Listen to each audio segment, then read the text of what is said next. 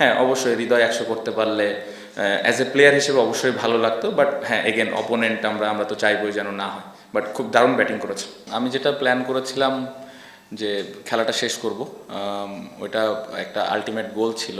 আর ওই বলটা আমার শটটা আমি যেভাবে খেলতে চেয়েছিলাম ওইভাবে আসলে এক্সিকিউট হয়নি, আর এত দূরে চলে যাবে এটাও আশা করিনি।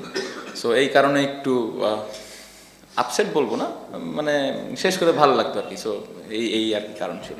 না ভাই, আমি সবাইকে চার্জ করার চেষ্টা করছি আজকে, পার্টিকুলার কোনো বোলারকে না, কারণ রানটাই এমন ছিল যে শুরু থেকে একটু কীভাবে রানটা আগায় নেওয়া যায় পরিকল্পনাটা ছিল, স্পেশালি পাওয়ার প্লেতে। সো কোনো পার্টিকুলার বলো না, অবশ্যই মাঝখানে আমরা ক্যালকুলেটিভ ক্রিকেট খেলেছি, কোন সময় কাকে একটু রেসপেক্ট দিতে হবে ওটা তো মাথায় ছিল, বাট শুরু থেকে প্ল্যান ছিল যে যত পজিটিভ ব্যাটিং আমরা করতে পারি।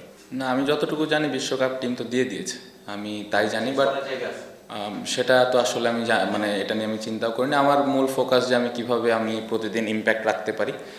আর আমার কাছে মনে হয় যে স্টিল নট এনাফ, আমি যেভাবে ব্যাটিং করেছি এখানে আরও সুযোগ আছে। আমি চেষ্টা করব নেক্সট ম্যাচে যদি আবার সুযোগ পাই আবার দলের ওপর ইম্প্যাক্ট রাখার। সিলেকশন আসলে আমার কন্ট্রোলে নাই, এখানে কোচ ক্যাপ্টেন সিলেক্টররা যেটা টিমের জন্য ভালো মনে করেছেন সেটাই আসলে করেছেন, বাট আমার কাজ রেগুলার পারফর্ম করা, যেটা আমি করার চেষ্টা করছি। প্রথমত আমি তো ক্যাপ্টেন না, এটা চিন্তা করার কোনো ওয়ে নাই।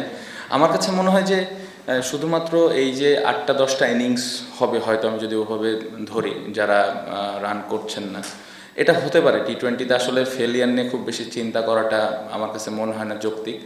দেখবেন যে একটা ভালো ইনিংস আবার ওই কনফিডেন্সটা ফেরত আনবে। সো যারা রান করছে না তাদের উপরে ওই বিশ্বাসটা আমার মনে হয় যে যারা টিম ম্যানেজমেন্টে আছেন তারা রেখেছেন, এবং আমার মনে হয় না এটা নিয়ে খুব বেশি চিন্তার কোনো কারণ আছে, কারণ টি20তে ফেলিয়ার আসবেই।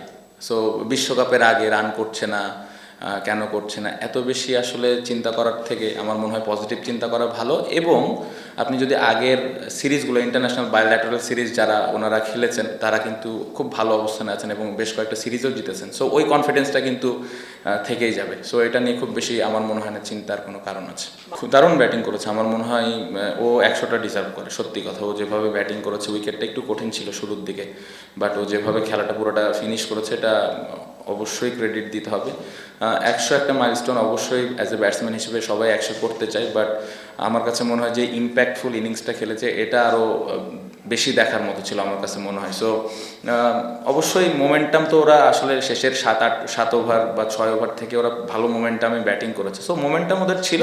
হ্যাঁ অবশ্যই হৃদয় 100 করতে পারলে অ্যাজ এ প্লেয়ার হিসেবে অবশ্যই ভালো লাগতো, বাট হ্যাঁ এগেন অপোনেন্ট আমরা তো চাইবই যেন না হয়। বাট খুব দারুণ ব্যাটিং করেছে। জিসান খুবই আনফর্চুনেট, খেলতে পারতেছে না। ও আসলে টি20 ফর্মেটটা যেরকম খেলে এটা খুবই মানে আমি বলবো যে আমার নিজের কাছেই খারাপ লাগছে, কারণ ওকে ওই সুযোগটা করে দিতে পারছি না, কারণ যেভাবে কষ্ট করছে, যেরকমভাবে ব্যাটিং করছে, খুব ভালো অবস্থানে আছে, বাট এগেন টিম কম্বিনেশনের কারণে আসতে পারছে না। বাট আমি বিশ্বাস করি ওর যদি অপরচুনিটি আসেও ভালো করবে। আমাদের ওয়াসিমের ব্যাপারে এই প্ল্যানিংগুলো অনেক আগে থেকেই ছিল যে আসলে ফারহান চলে গেলে কে আসবে, তো আমরা জানতাম, এবং ওই ট্রাস্টটা নিয়েই কিন্তু আমরা আসলে সাইনিংটা করেছি। অনেক প্লেয়ার পারফর্ম করবে, অনেকে করবে না, বাট ওই বিশ্বাসটা আমাদের আছে যে যে প্লেয়ারগুলো আমরা সাইন করেছি দলের জন্য ইম্প্যাক্ট রাখবে, যেটা ওয়াসিম খুব ভালোভাবে করতে পেরেছে। আমি ব্যক্তিগতভাবে প্রেশার ফিল করি না, আমি স্কোয়াডে থাকলে বা না থাকলে। ইন্ডিভিজুয়াল প্লেয়ারদেরটা আসলে আমার পক্ষে বলা মুশকিল। আমার মনে হয় না যে ব্যাটিংয়ের সময় এই জিনিসগুলো কাজ করে, কারণ ব্যাটিংয়ের সময় যারাই আমরা ব্যাটসম্যানরা আছি চিন্তা থাকে কীভাবে দলের হয়ে আমি ভালো করতে পারি।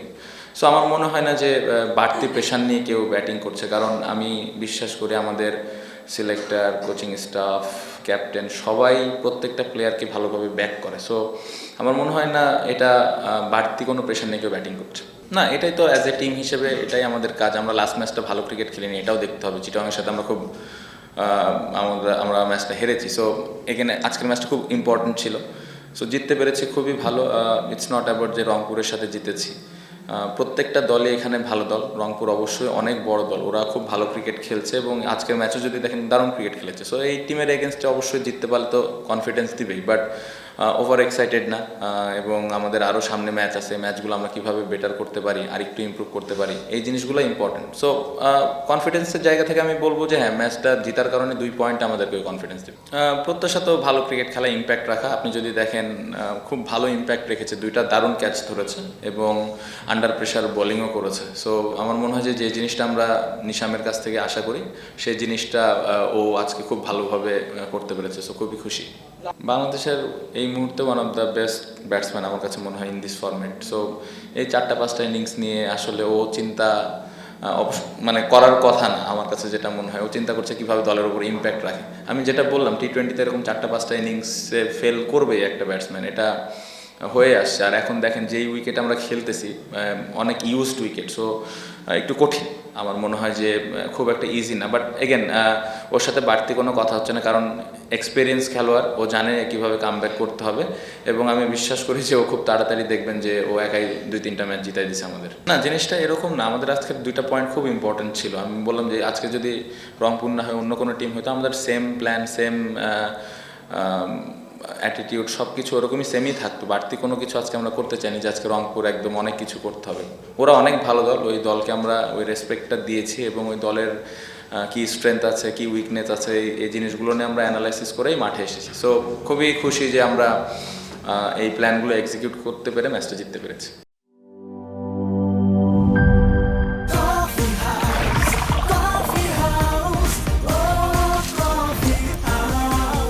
কফি হাউস, প্রতি চুমুকে আড্ডা জমে।